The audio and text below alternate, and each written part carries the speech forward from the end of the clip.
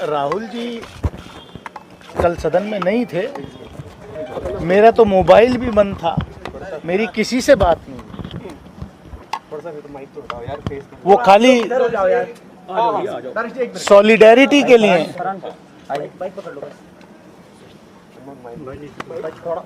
मेरा हौसला बुलंद करने के लिए वो यहाँ आए कि अपने आप को अकेला मत समझिए। इस देश का हर वो व्यक्ति जो देश के लोकतंत्र में विश्वास रखता है वो आपके साथ खड़ा है।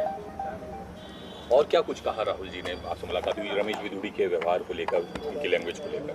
उन्होंने इतना ही कहा कि इसको दिल पे मत लीजिए, अपनी सेहत का ख्याल रखिए। दानी जी, आज लेकिन दिल पे लगने वाली बात तो है। दिल पर लगने वाली बात है। आज दिन भर काफी हलचल होती रही, आपने प्रेस कॉन्फ्रेंस की, उसके बावजूद भी काफी राजनीतिक प्रतिक्रिया आई और विपक्षी दलों ने काफी विरोध भी किया है, बयान का मांग की जा रही है अलग अलग तरह की। अब आप जब शाम हो गई है, किस तरह से इस पूरे प्रकरण को देख रहे हैं? आगे क्या एक्शन होना चाहिए, आप क्या चाहते हैं?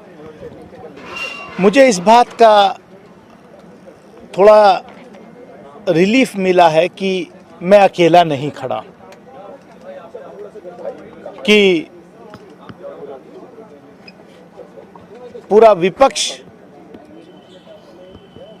की सॉलिडेरिटी मेरे साथ है और मैं अकेला नहीं हूं। वो जो हमला है वो मेरे ऊपर अकेले के ऊपर नहीं है, वो खाली दानिश अली के ऊपर वो हमला नहीं, वो हमला इस लोकतंत्र पे है, वो हमला संविधान पे है, वो हमला जो नफरत की दुकानें सड़कों पर लगती थी वो अब नफरत की दुकान इस अमृतकाल में, इस नए भारत के नए संसद के परिसर में लगनी शुरू हो गई। इसका मुझे अफसोस है। जब मेरे जैसे चुने हुए व्यक्ति की स्थिति आज इस देश में यह है तो एक आम आदमी की स्थिति क्या होगी? मुझे उम्मीद है कि मेरे साथ न्याय होगा। आदरणीय स्पीकर साहब कार्रवाई करेंगे, नहीं तो मैं भरे मन से इस सदन को भी छोड़ने पर विचार कर रहा हूं, क्योंकि ये एक सभ्य समाज में बर्दाश्त नहीं किया जा सकता। क्या है? क्या हम इसलिए चुन के आते हैं? क्या देश को आजादी इसलिए दिलाई गई थी? क्या हमारे पुरखों ने कुर्बानियां इसलिए दी थी इस देश की आजादी के लिए कि जब हमारे प्रतिनिधि चुन करके जाएंगे तो उनको यह सुनने को मिलेगा? दुनिया के अंदर आज देश की क्या तस्वीर आपने खींच के रख दी है? महिलाओं को आरक्षण, ये स्पेशल सेशन था। 75 साल अमृतकाल में हम गए हैं, पार्लियामेंट की नई बिल्डिंग में हम गए हैं। महिलाओं के आरक्षण के लिए ये संसद का सत्र विशेष रूप से बुलाया गया।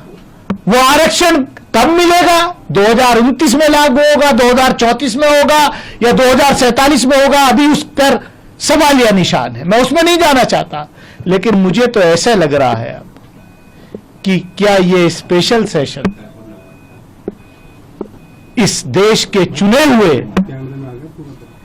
एक सांसद को उसकी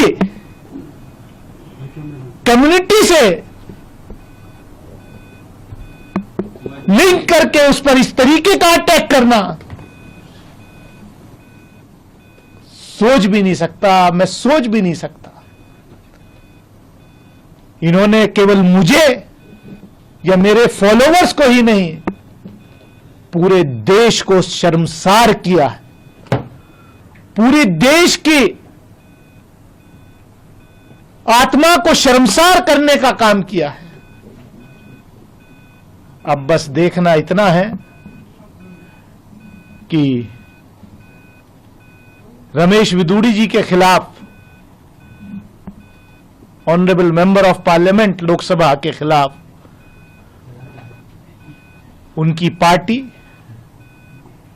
कोई कार्रवाई करती है या नहीं, या देश ये इंतजार करे कि कब उनका प्रमोशन होकर के उनको केंद्रीय मंत्रिमंडल में शामिल किया जाएगा।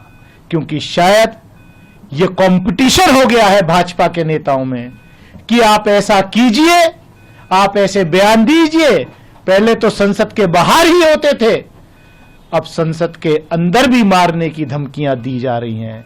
बाहर तो धमकियां बहुत बार नेताओं ने, इनके मंत्रियों ने, सबने दी हैं।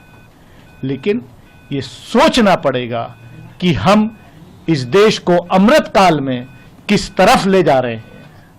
आप तो बड़े सॉफ्ट स्पोकन हैं, कैसे हो गया? सर्कमस्टेंसेस क्या बना था जो कि आप वहां थे मौजूद?